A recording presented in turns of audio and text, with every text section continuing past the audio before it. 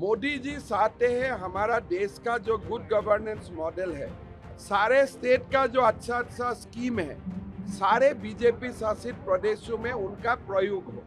असम में हमने 1.5 लाख से ज्यादा युवाओं को नौकरी दिया। हम हाउसिंग फॉर ऑल का मतलब यही है, हम 25 लाख मकान बनाएगा। 25 लाख मकान तो हम लोग बनाएगा ही बनाएगा। अगर झारखंड को विकास का ओर लेके जाना है तो हेल्थ एंड एजुकेशन में इन्वेस्टमेंट चाहिए। झारखंड विधानसभा चुनाव के लिए भाजपा प्रभारी हेमंत बिस्वा शर्मा ने कहा कि भाजपा ने जो भी वादे किए हैं, हमने भाजपा शासित प्रदेशों में सभी वादे पूरे किए हैं। प्रधानमंत्री मोदी चाहते हैं कि हमारे देश का जो सुशासन मॉडल है, जो अच्छी योजनाएं हैं, उनका भाजपा शासित प्रदेशों में प्रयोग हो। इसलिए यह हमारी चुनावी घोषणा नहीं है, यह हमारा सुशासन का मॉडल है। वहीं सीएम हेमंत बिस्वा शर्मा ने आगे क्या कुछ कहा, देखिए वीडियो। बीजेपी जो भी वादा किया है हमारा शासित प्रदेशों में, ये सारे वादा पूरा करके दिखाया है। जैसे राजस्थान में हो 500 रुपया का गैस सिलेंडर हम लोग देते हो। असम में हमने 1.5 लाख से ज्यादा युवाओं को नौकरी दिया। 1250 रुपया माताओं का अकाउंट में आते हैं। छत्तीसगढ़ में ये कमिटमेंट पूरा किया गया है। मध्य प्रदेश में ये कमिटमेंट पूरा किया गया है और महाराष्ट्र में ये कमिटमेंट पूरा किया गया है। मोदी जी चाहते हैं हमारा देश का जो गुड गवर्नेंस मॉडल है, सारे स्टेट का जो अच्छा अच्छा स्कीम है, सारे बीजेपी शासित प्रदेशों में उनका प्रयोग हो।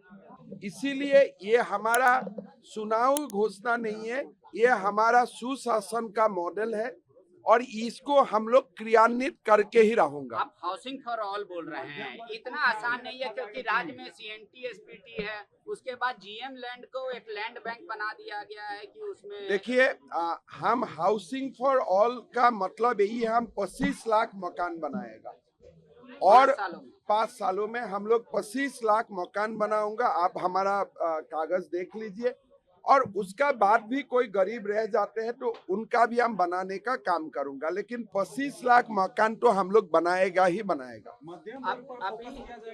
देखिए, जब गैस सिलेंडर का रिलीफ होगा, युवाओं को नौकरी मिलेगा, ये तो सीधा सीधी गरीबों को मध्यम वर्ग तक लेके आएगा और मध्यम वर्ग फैमिली को रिलीफ देगा। आप 2,87,000 अभी पोस्ट खाली हैं झारखंड में। आप कह रहे हैं हम पहले कैबिनेट से उसकी तैयारी कर देंगे, 1 साल में 1.5 लाख भर देंगे और 1 लाख और पद सृजित करेंगे और 5 लाख रोजगार देंगे।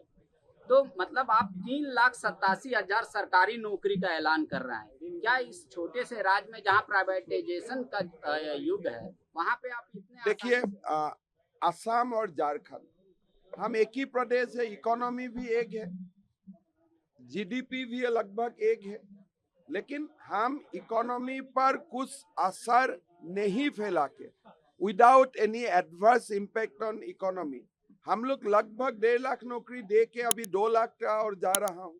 किस लिए? ये रिक पद है, हमने कोई क्रिएट करने का बात नहीं किया हो। जो क्रिएट होगा 1 लाख ही क्रिएट होगा। किस लिए? हॉस्पिटल बनाना है, मेडिकल कॉलेज बनाना है, सरकारी कॉलेज बनाना है, स्कूल बनाना है।